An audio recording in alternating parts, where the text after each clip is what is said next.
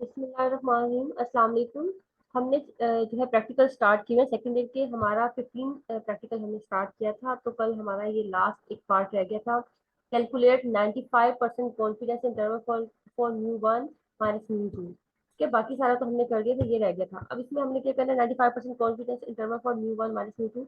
सबसे पहले तो आपने फॉर्मूला लिखना है, X bar one minus x bar two plus minus T new degree of freedom one minus alpha by two S S pooled और 1/n1 plus 1/n2। ये हमारे पास फॉर्मूला आ जाएगा बेसिक।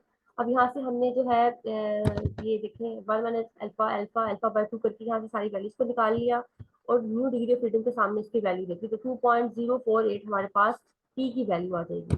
अगले स्टेप में जो है हमने यहाँ पे सारी वैल्यूज को पुट किया जो हमने एक्स बार वन निकाला था, एक्स बार टू निकाला था, तो एस पूल निकाला था, टी की वैल्यू निकाली, एन की जो वैल्यूज थी सारी वैल्यूज को सब्स्टिट्यूट किया और इसको सिंप्लीफाई किया तो हमारे पास 95% कॉन्फिडेंस इंटरवल के लिए ये वाली वैल्यू आ जाएगी पहली और ये लास्ट वाली वैल्यू आ जाएगी। ठीक है, ये हमारे पास लोअर अपर वैल्यू आ जाएंगी, इसमें हमारा सारा इंटरवल लाई करेगा। ठीक है, इसके बाद आता है हमारे पास प्रैक्टिकल नंबर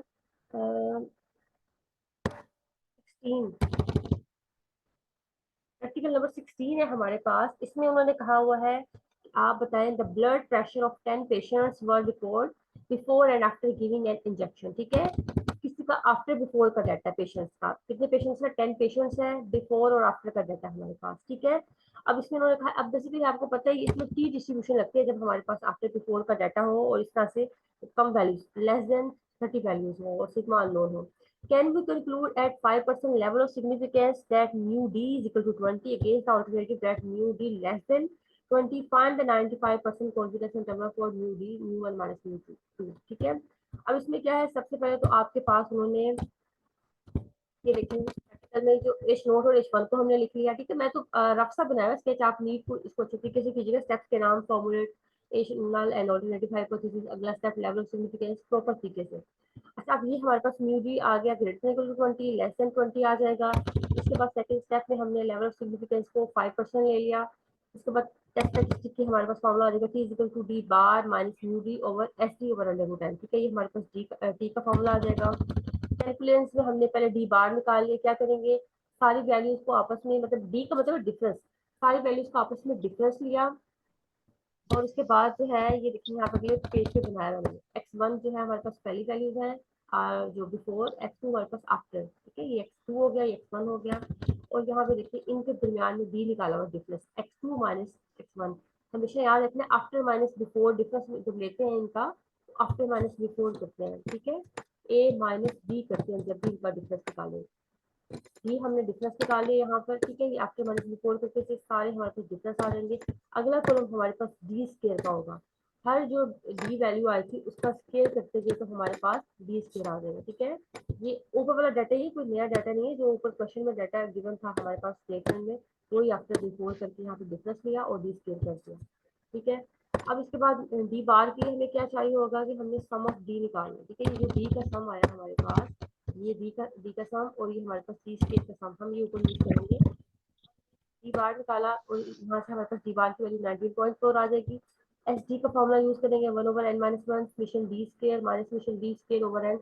इस तरह से हमारे पास एस डी भी आ जाएगा। ठीक है, डी बार और एस डी आ जाएगा। इसके बाद हमारे पास टी वाले फॉर्मूले में पुट कर देंगे सारी वैल्यूज को। हमारे पास जो डी बार आया था वो भी, जो म्यू डी आपको जो उसमें गिवन था नल और अल्टरनेटिव हाइपोथेसिस में, वो पुट कर दिया। यहाँ पे एस डी पुट कर दिया, यहाँ पे एन पुट कर दिया और इसको सोल्व किया, हमारे पास आंसर आ जाएगा -0.251। ठीक है, अगला स्टेप है क्रिटिकल रीजन। अब हमें पता है कि वन टेल टेस्ट था, देखिए यहाँ पे एच नोट जो है हमारा वन टेल है, लेस देन के लिए हमारा वन टेल टेस्ट है, तो हमने क्रिटिकल रीजन वन टेल के अकॉर्डिंग बना रही है T less than T alpha new degree of freedom. इसको टेबल से वैल्यू देखिए, हमने basically new degree of freedom हमारे पास 10-1 क्या हो जाएगा 9। 9 के सामने हमने 0.05 को देखा और यहाँ से टी की टेबुलेटेड वैल्यू लिखी। अब हमने देखा कि जो हमारे पास ये जो होता है क्राइटेरिया, हमने क्राइटेरिया के नाम रखा होता है reject H note if this condition is fulfilled. अब ये कंडीशन फुलफिल नहीं हो रही तो इसका मतलब हम रिजेक्ट एच नोट तो नहीं करेंगे ना, इसका मतलब हम क्या करेंगे, एक्सेप्ट एच नोट। ठीक है, याद रखना है जो भी क्रिटिकल रीजन की कंडीशन होती है उसका मतलब होता है रिजेक्ट एच नोट। अगर ये कंडीशन फुलफिल हो जाती है तो हम क्या करते हैं, रिजेक्ट एच नोट करते हैं। लेकिन यहाँ पे कंडीशन क्या हो रही है, फुलफिल नहीं हो रही, इसका मतलब है हम इसका ऑपोजिट करेंगे, रिजेक्ट नहीं करेंगे बल्कि हम एक्सेप्ट कर लेंगे इसको, क्या करेंगे, एक्सेप्ट कर लेंगे, ठीक है, क्योंकि कंडीशन फुलफिल नहीं हो रही। हमने कह दिया कि so this condition is not fulfil, so we accept is not, accept and include that mu D is greater than equal to 20, ठीक है। हमने देखा कि हमारे पास ये आ जाएगा इसका आंसर। अगला है हमारे पास, इसका हमने अभी कॉन्फिडेंस इंटरवल भी निकालना था। नेक्स्ट पार्ट में हम देख लेते हैं 95% confidence interval for new D, ठीक है, न्यू डी के लिए निकाल रहे हैं ना हम, तो D bar plus minus T nu D freedom 1 minus alpha by 2 S D over under N करके हमारे पास ये आ जाएगा। यहाँ से हमने अल्फा अल्फा बाय 2 किया, 1 माइनस अल्फा बाय 2 किया, और टेबल से वैल्यू देख ली 9 और 0.97 के साथ 75 के सामने, यहाँ पे एस डी की वैल्यू आ जाएगी, यहाँ पे एन की वैल्यू आ जाएगी, फिर डी बार की वैल्यू आ गई, और इसको सिंप्लीफाई करके कैलकुलेट किया तो हमारे पास ये रिजल्ट आ गया, ठीक है। मैंने सारे सारे स्टेप इसलिए नहीं किए हुए कि कुछ आप एक आधे स्टेप तो आप भी कर लेना, तो यहाँ पे इसके बाद ये हमारे पास रिजल्ट आ जाएगा। इसके बाद हमारे पास आता है प्रैक्टिकल नंबर 16 तो हो गया, आप 17 ए देखते हैं। Given the following information, what is your conclusion in testing each of the indicated null and alternative hypothesis assuming the population or normal, ठीक है। हमारे पास दो है यहाँ पे, एक में है n बता दिया, x बार बता दिया, सॉल्यूशन x माइनस x बार स्केल बता दिया, ठीक है, डेविएशन बता दी, और h नॉट और h1 की वैल्यू बता दी, और अल्फा बता दिया। अब वो कहते हैं इसको सोल्व करें। अगले पार्ट में वो कहते हैं n भी बता दिया, और इसमें देखिए n छोटा है, इसका मतलब है इसमें हम टी डिस्ट्रीब्यूशन लगाएंगे, इसमें n हमारा लार्ज है ग्रेटर देन 30, इसका मतलब हम इसमें जी डिस्ट्रीब्यूशन लगाएंगे।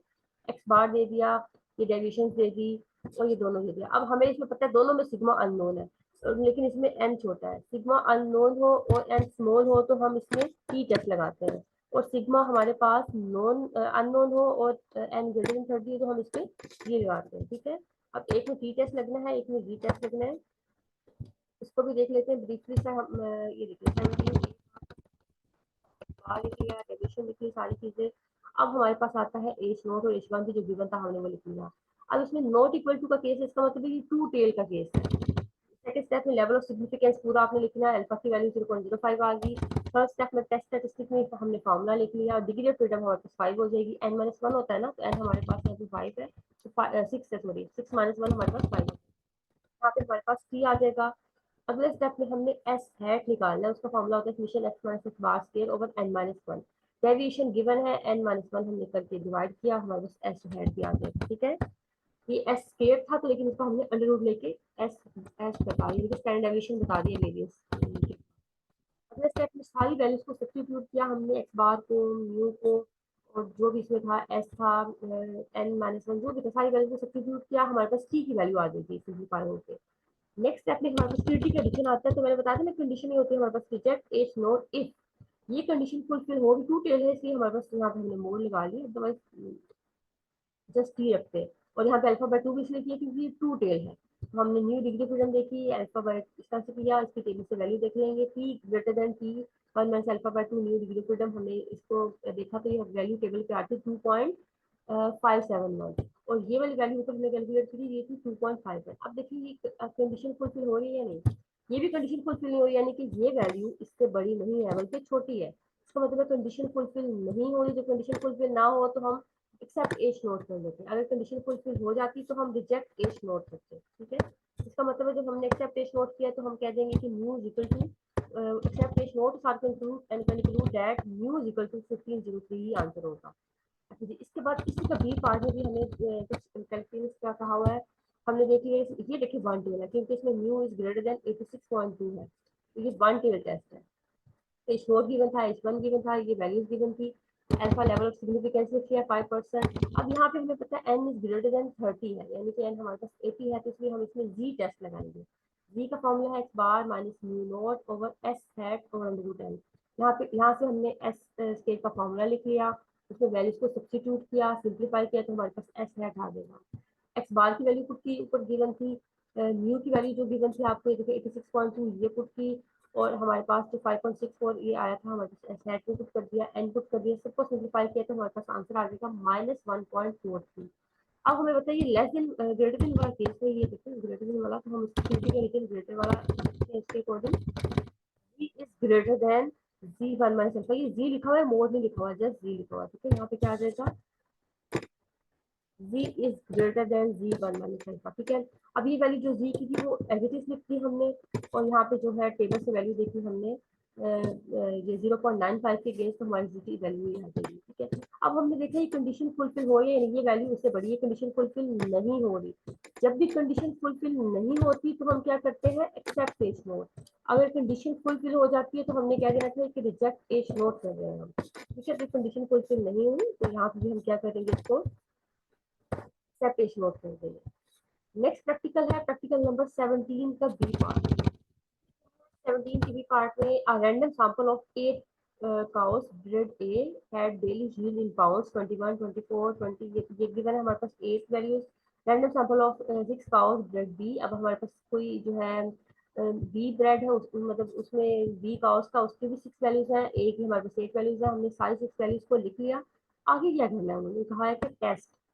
अब हमारे test if bread A is better than the bread B, मतलब हमारे पास जो ए है उसकी नस्ल अच्छी है बी वाली की नस्बत, इसका मतलब ग्रेटर देन वाला हमारे पास वो बन जाएगा एच नोट और एच वन, और बाकी वैल्यूज आपको गिवन है तो उसे कैलकुलेट कर लेंगे, ठीक है। इसको भी देखते हैं। सबसे पहले तो देखिए हमने क्या किया, सारी वैल्यूज को लिख लिया, ये 8 वैल्यूज थी और ये 6 वैल्यूज थी, इनके सम निकाले हमने, सम स्क्वायर्स किए, देखें सम करेंगे तो हमारे पास मीन आ जाएगा, एक्स बार ए एक्स बार बी आ जाएगा। स्केयर किया, स्केयर की वैल्यू आ गई, एक्स स्केयर बी किया, ये वैल्यू आ जाएगी। अब यहाँ से पूल्ड निकालेंगे हम, पूल्ड वैल्यूज इसलिए निकालें क्योंकि हमारे पास वैल्यूज छोटी हैं, टी लगेगा टी टेस्ट, टी टेस्ट से हम इसकी पूल्ड निकालेंगे इसकी। अब एस पूल फॉर्मूला हमारे पास ये summation X A square minus N A X bar A, ये हमारे पास फॉर्मूला आ जाएगा, इसमें सारी वैल्यूज को सब्स्टिट्यूट करेंगे, सिंप्लीफाई करेंगे, हमारे पास एस पी का जो है रिजल्ट आ जाएगा। अगला स्टेप है हमारे पास, हमने जो है 6 स्टेप्स लिखने होते हैं। पहला स्टेप है एज नोट, अब उन्होंने ग्रेटर देन कहा है ना, न्यू ए यानी कि फर्स्ट ए का ब्रेड जो है नस्ल अच्छी है बी की निस्बत, तो हमारे पास ये देखिए वन टेल वाला बन जाएगा, और यहाँ पे लेस देन इक्वल टू लिखिए या इक्वल टू लिखिए, एज नोट में कोई फर्क नहीं पड़ता, इक्वल टू लिखिए या लेस देन इक्वल टू लिख दीजिए, कोई फर्क नहीं। लेकिन इसका आपने एज वन का ख्याल रखना है कि साइन कौन सा आना है, यहाँ पे ग्रेटर देन आ जाएगा। सेकंड स्टेप में लेवल ऑफ सिग्निफिकेंस हमारे पास 5% हो जाएगा। थर्ड में हमने टेस्ट स्टैटिस्टिक लिखना है और उसमें हमारे पास टी टेस्ट लगेगा। टी टेस्ट में X bar A minus x bar B minus mu A minus mu B school 1/n a plus 1/n b, सारी वैल्यूज को हमने सब्स्टिट्यूट किया और कैलकुलेट करके सब्स्टिट्यूट किया, देखिए यहाँ पे एन लिख लिया, एन डी लिख लिया, एक्स बार ए एक्स बार बी, सारी वैल्यूज कैलकुलेट करके ये 21.125 आ रही है। हमने टी वाली वैल्यू में सब्स्टिट्यूट किया और यहाँ पे इसको सोल्व करके हमारे पास रिजल्ट आ जाएगा 4.14, ठीक है। ये टी टेस्ट के रिजल्ट आ जाएगा। इसके बाद नेक्स्ट स्टेप में हमारे पास क्या हो जाएगा कि हमने जो है डिग्री ऑफ फ्रीडम, ये हमारा क्रिटिकल स्टेप हमारा होता है क्रिटिकल रीजन। क्रिटिकल रीजन में हम क्या करेंगे, reject H note if T is greater then T new degree of freedom 1 minus alpha. 1 minus alpha हमारे पास आ जाएगा 0.95, डिग्री ऑफ फ्रीडम की वैल्यू 12 ऊपर से देख ली, ये 1.78 हमारे पास टेबल से वैल्यू आ जाएगी 1.782, और ये वाली वैल्यू आ जाएगी हमारे पास 4.14। अब हम देख सकते हैं कि हमारी कैलकुलेटेड वैल्यू बड़ी है टेबुलेटेड वैल्यू से, इस केस में हमारी कंडीशन फुलफिल हो रही है तो हम क्या कर देंगे, रिजेक्ट एच नोट, ठीक है। जब कंडीशन फुलफिल हो रही है इसका मतलब हम क्या करेंगे, reject H naught and accept H one, ठीक है। तो रिजेक्ट एच नोट करेंगे, एक्सेप्ट एच वन नहीं करेंगे, रिजेक्ट एच नोट करेंगे और एक्सेप्ट एच नोट को नहीं करेंगे लेकिन एच वन को एक्सेप्ट कर लेंगे। यहाँ पे इसको हमने कह दिया कि हमारे पास ये कंडीशन के मुताबिक एच नोट को रिजेक्ट हो गया। अब हमने आंसर किससे देखना होगा, इसका मतलब है एच वन से ही आंसर देखेंगे, ये देखिए ऊपर जाके इसका मतलब है we conclude that grid A is better than grid B, ठीक है। इसका आंसर ये आएगा कि हमने रिजेक्ट कर दिया एच नोट को, एक्सेप्ट एच वन को करके हम कहते हैं कंक्लूड दैट कि हमारा reject H naught and accept H one and conclude that so grade A is better than grade B, ठीक है। हमारे पास जो थी वो ग्रेड ए ही बेहतर थी ग्रेड बी की निस्बत, यानी कि ए की नस्ल ही जो है गाय की अच्छी है बी की निस्बत, तो ये हमारा आंसर आता है, ठीक है। अच्छा जी, इसके बाद अगला हमारे पास प्रैक्टिकल है, प्रैक्टिकल नंबर 18। इसको हम देख लेते हैं। प्रैक्टिकल नंबर 18 में है given n equal to 100, summation x की वैल्यू, समीशन x के की, समीशन y की, समीशन y स्क्वायर की, ये सारी वैल्यूज हमें गिवन है।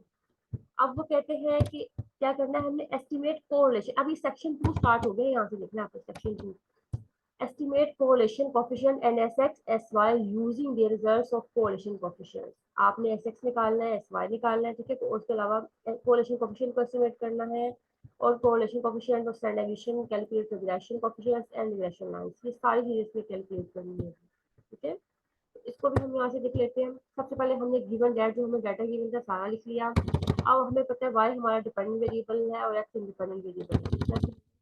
y hat is equal to a plus bx कर लिया। अब सबसे पहले b y और x के अकॉर्डिंग जो जो भी वैल्यूज यहाँ पे हमें गिवन थे हमने सारी सब्स्टिट्यूट की और वो निकाल ली हमने। ये देखिए, ये फॉर्मूला हमारे पास b का आ जाएगा, a का आ जाएगा, s का फॉर्म, सारे पहले फॉर्मूला लिख लिए हैं।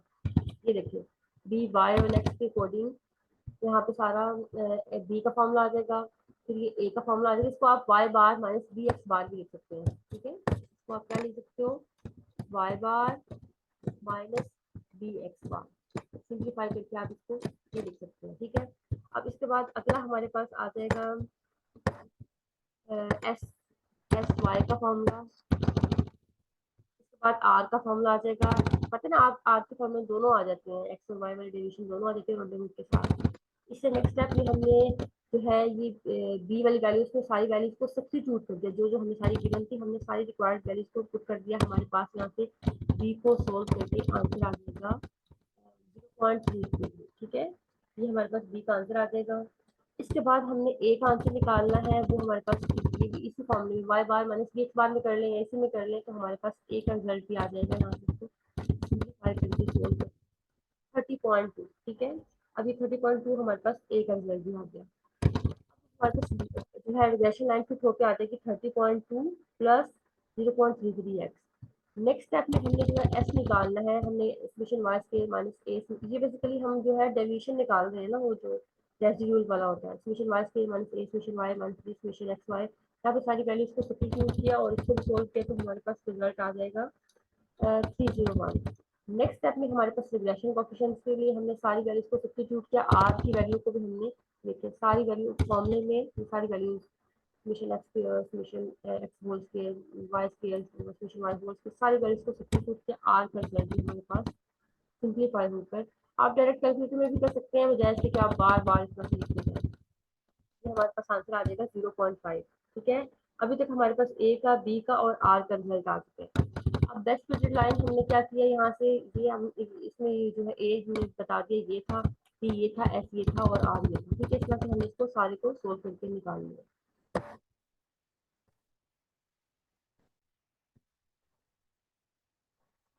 ये हमारे जो प्रैक्टिकल में ये चीजें रिमेनिंग थी 18 में, हमने क्या फाइंड करना था, R S X S Y B X on Y B Y और एक्स, यानी कि हमने जो बेसिकली जो है रिग्रेशन जो कोरिलेशन कोएफिशिएंट भी फाइंड करना था, रिग्रेशन कोएफिशिएंट भी फाइंड करने थे और स्टैंडर्ड डेविएशन भी फाइंड करने थे, रिग्रेशन लाइंस भी फाइंड करनी थी। ये सारी चीजें हमने इसमें फाइंड करनी थी। अब वो जो हमने भी थोड़ा सा देखा है पहले, उसमें सारी चीजें सोल्व नहीं हुई, इसलिए हम इसको देख लेते हैं। हमें पता आर एक्स और जो है एक्स ऑन वाई या वाई ऑन एक्स करें हमारे पास सेम रिजल्ट आता है। हमने ये फॉर्मूला लिख लिया और उसके बाद इसको ये वाला फॉर्मूला यूज कर लें, ये वाला फॉर्मूला यूज कर लें या स्टैंडर्ड फॉर्मूला जो आपकी अपनी मर्जी से हमने इसके मुताबिक सारी वैल्यूज को सब्स्टिट्यूट किया और आर हमारे पास 0.5 आ गया। ठीक है, अब यहाँ से हमने एस एक्स और वाई निकाल रहे हैं तो इसका फॉर्मूला ये होगा, ऊपर जो है हमारे पास एक्स की और वाई की टर्म्स का मल्टीप्लीकेशन में आ जाएगा और नीचे एन डिवाइजर में आ जाएगा। मजीद इसको सिंप्लीफाई करेंगे तो हमारे पास ये इस तरह से बन जाएगा। ठीक है, अब जब ये इस तरह से बन जाएगा इसके बाद जो है हमने यहाँ पे सारी वैल्यूज को सब्स्टिट्यूट करके सोल्व किया तो हमारे पास एस एक्स वाई की वैल्यू 3 आ गई। ये बेसिकली हमारे पास को वेरियंस कहलाता है एस एक्स वाई। उससे अगले स्टेप में हमने वेरियंस निकालना है एस एक्स स्क्वायर, तो हमने क्या किया, यहाँ पे summation x minus x bar square over N किया, इसको सोल्व करके, क्योंकि हमें बेसिकली ये सम और स्क्वायर्स की फॉर्म में गिवन है, डेविएशन की फॉर्म में डाटा गिवन नहीं था। हमने ये किया और यहाँ से इसको सोल्व कर लिया। ठीक है, यहाँ पे एस एक्स की वैल्यू 3 आ जाएगी। एस वाई कर रहे हैं हम, तो एस वाई के लिए भी पहले जनरल फार्मूला लिखेंगे, फिर उसके बाद उसका शॉर्टकट फार्मूला लिखेंगे, जो जो हमें वैल्यूज गिवन है उसके अकॉर्डिंग हम ये जो है ये वाला फार्मूला अप्लाई करेंगे, summation Y square over N minus summation Y bar square. यहाँ से एस वाई की वैल्यू हमारे पास 2 आ जाएगी। नेक्स्ट स्टेप में उन्होंने कहा होगा कि आर को दोबारा से फाइंड करें, देखें कि कंपेयर करें वही आ रहा है या नहीं। हमने एस एक्स रखा ऊपर, एस एक्स एस वाई से सारी वैल्यूज को सब्स्टिट्यूट किया तो देखा यही आर 0.5 ही आ रहा था बाय डेफिनेशन भी और इसके ये एस एक्स वाले फार्मूले से। नेक्स्ट स्टेप में हमने बी वाई और एक्स और बी एक्स और वाई किया तो R S S S Y और एस एक्स हो जाएगा, हमारे पास ये वैल्यू आ जाएगी। इसमें जो सारी वैल्यूज हमने कैलकुलेट कर चुके हैं, बी एक्स और वाई के लिए भी R S X S Y सारी वैल्यूज को सब्स्टिट्यूट करें, हम इसको कैलकुलेट कर चुके हैं। नेक्स्ट स्टेप में हमारे पास आ जाएगा ए की वैल्यू, ए का भी रिजल्ट हमने पुट कर दिया, दूसरे ए का भी, ये वाई और एक्स वाला है, ये एक्स वन वाई वाला है। तो इसमें क्या आ जाएगा, Y bar minus B Y और एक्स एक्स बार, इसमें आ जाएगा X bar minus B X one Y bar. सारी वैल्यूज को सब्स्टिट्यूट किया और सिंप्लीफाई किया, हमारे पास रिजल्ट आ जाएगा। ठीक है, ये हमारे पास लाइन आई है वाई और एक्स की, और ये हमारे पास दूसरी वाली लाइन आ जाएगी एक्स वन वाई की, या एक्स आना चाहिए। ठीक है, ये इस वाली में क्या आएगा, एक्स वन वाई, यहाँ पे इसके वाई है, और ये थी हमारे पास वाई और एक्स की लाइन, और ये हमारे पास आई है एक्स और वाई की लाइन। दोनों लाइंस आ जाएंगी, और सारे हमारे स्टैंडर्ड आ गए, रिग्रेशन कोएफिशिएंट, कोरिलेशन कोएफिशिएंट, सारा हमने इसमें कैलकुलेट कर दिया। नेक्स्ट प्रैक्टिकल नंबर 18 के बाद 19 पे आते हैं। Given the pairs X Y values given है, प्लॉट स्कैटर डायग्राम बनानी है आपने, compute the values of correlation coefficient करना है, रिग्रेशन लाइन वाई और एक्स। ठीक है, कोरिलेशन कोएफिशिएंट यानी कि आर फाइंड करना है, रिग्रेशन लाइन वाई और एक्स करनी है, और स्कैटर डायग्राम बनानी है। तो इसको भी हम देख लेते हैं।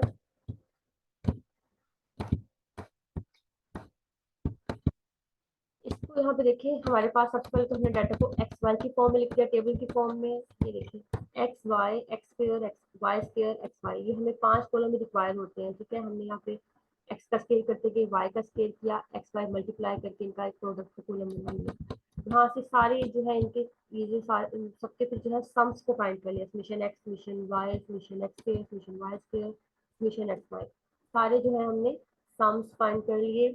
अगले स्टेप में हमारे पास आता है एक्स बार के लिए फॉर्मूला लिख लिया, एक्स बार कैलकुलेट कर लिया। ठीक है, ये आ जाएगा 32.5। वाई बार का फॉर्मूला लिख लिया, वाई बार कैलकुलेट कर लिया, 50.8 आ जाएगा।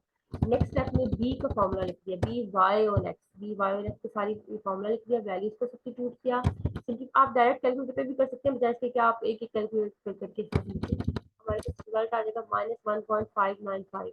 ये बी का रिजल्ट आ जाएगा। इसके बाद ए का रिजल्ट निकालेंगे, ए का रिजल्ट हमारे पास आ जाएगा Y bar minus B x बार करके भी निकाल सकते हो। ये भी वही चीज है, देखो आप इसको समीशन वाई को एन से डिवाइड करो तो वाई बार बन जाता है, इससे डिवाइड करो तो बी एज इट इज रहेगा, एक्स बार बन जाएगा। यहाँ पे इसको इसकी वैल्यू आ जाएगी हमारे पास 102.63। अब हमारे पास ये तो रिग्रेशन लाइन फिट होकर आ गई, वाई हैट इक्वल टू 102.64 और 1.595। ठीक है, ये आ जाएगा। एक हमारे पास जो बी पार्ट था उसमें उन्होंने कहा था कि regression coefficient correlation coefficient find करें। कोरिलेशन कोएफिशिएंट का फॉर्मूला लिखा, उसमें सारी वैल्यूज को सब्स्टिट्यूट किया, और यहाँ से फिर हमारे पास इसका जो है आंसर आ जाएगा आर का -0.9855। ठीक है, हमारे पास यहाँ से इसका फॉर्मूला रिजल्ट आ गया कोरिलेशन कोएफिशिएंट का। नेक्स्ट स्टेप में ये 0.9855 आ जाएगा। इसके बाद आगे क्या है हमारे पास, नेक्स्ट स्टेप में हमने जो है यहाँ पे ये रिग्रेशन लाइन को दोबारा से लिख लिया, और यहाँ से ए की वैल्यू निकाली, बी की वैल्यू निकाली, आर की वैल्यू निकाली। यही हमें सारी रिक्वायरमेंट, स्कैटर डायग्राम बनाना है। तो स्कैटर डायग्राम के लिए आपने क्या करना होगा, यहाँ पे इस तरह से आप ये देखें प्लॉट कर लेंगे, जहाँ पे आपके पास एक वेरिएबल एक्स आ जाएगा, यहाँ पे दूसरा वाला वेरिएबल वाई आ जाएगा। ठीक है, तो आप इसको प्लॉट कर लेंगे एक्स और वाई को, तो हमारा स्कैटर डायग्राम बनेगा। जैसे लेट्स सपोज पहली वैल्यू है हमारे पास, ये देखिए जैसे कि पहली वैल्यू है हमारे पास यहाँ पे 1090 का पेयर हुआ है, दूसरा है 15 और 80 का। तो हम इसको यहाँ पे जब करेंगे तो ऐसे ही प्लॉट करेंगे। यहाँ पे जैसे कि 10 है तो 10 के सामने ये एक्स लिया ना हमने, पहला वाला 10 के सामने जो 90 होगा वहाँ पे एक डॉट डाल लेंगे। नेक्स्ट 15 है, 15 के सामने 80 था तो वहाँ पे एक डॉट डाल लेंगे। ऐसे हमारे पास स्कैटर डायग्राम भी बन जाएगा। ठीक है, स्कैटर डायग्राम इसमें नहीं बना हुआ, आपने खुद बनाना होगा उसको। इसके बाद लास्ट प्रैक्टिकल देखने लगे हम, practical number 20। Report 15 rows of a pair of dice. Find the correlation coefficient between x and y, where x is the sum and y is the product of upper faces in each of the rows. ठीक है, हमारे पास 15 rows of pair of dice हैं, उनका correlation coefficient find करना है, उसमें से between x और y। x को क्या है कि sum लेना, y को as a product लेना। अब इसको देखते हैं ये कैसे किया हुआ है, यहाँ पे देखें।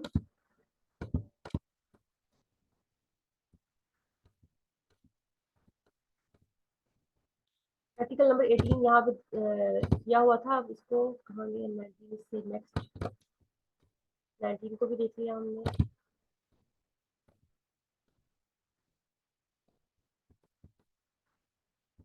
Practical number 20.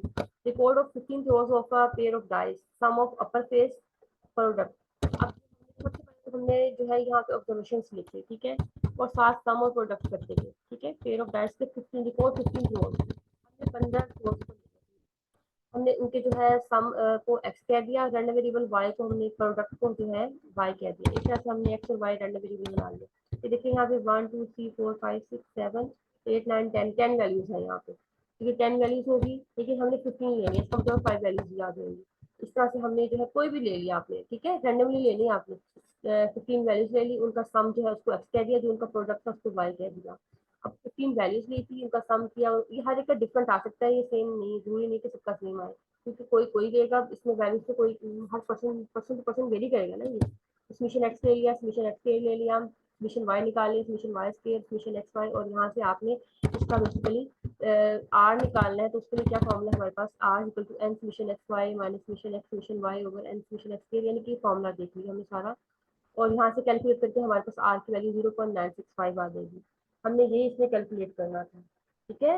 आज हम जो है प्रैक्टिकल नंबर 20 तक ही करते हैं, रिमेनिंग जो है हम इंशाल्लाह बाकी कल कंटिन्यू करेंगे। आई होप आपको क्लियर होगा। एनी क्वेश्चन कुछ पूछना हो तो पूछ सकते हो आप सब।